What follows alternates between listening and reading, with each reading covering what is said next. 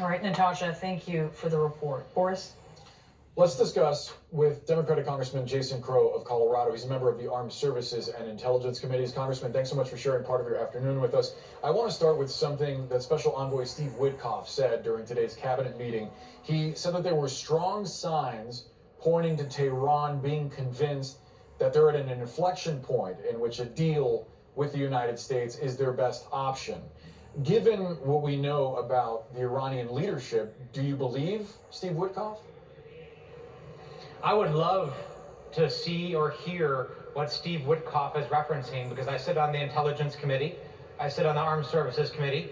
I have spent the last three weeks poring over all the reports, all of our intelligence, talking directly with the senior intelligence and military leaders, and I have seen no such sign. So if it exists, would it please stand up and make itself present?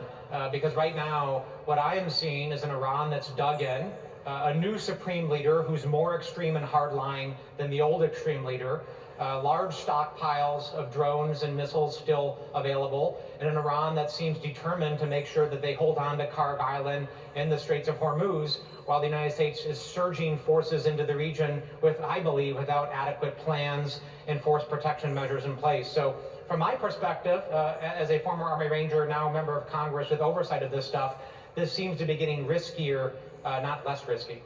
Given everything that you just laid out, what do you think it would actually take for the regime to meet U.S. demands, whether this 15-point plan that's been reported on or similar? Well, can we actually look at the chronology of this 15-point plan?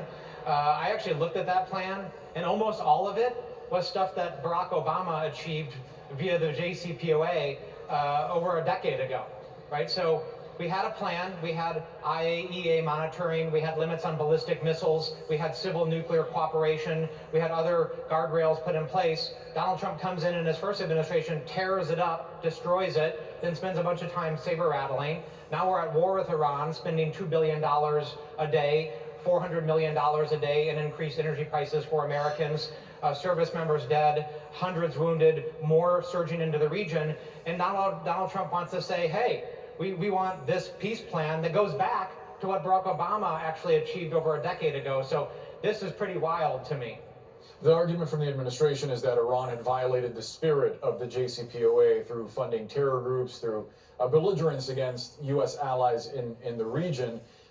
You mentioned that forces are getting deployed there. We learned an additional 1,000 soldiers in the Army's 82nd Airborne Division are set to deploy, joining already 4,500 Marines and sailors in the region. I know that that's of importance to you in particular because you were a paratrooper in the 82nd Airborne. Are you reading this deployment as a clear sign that there will be American boots on the ground, whether in Kharg Island or somewhere in the Persian Gulf or in Iran, in the mainland of Iran? You're right, Boris. My career in public service started as a paratrooper in 82nd Airborne Division.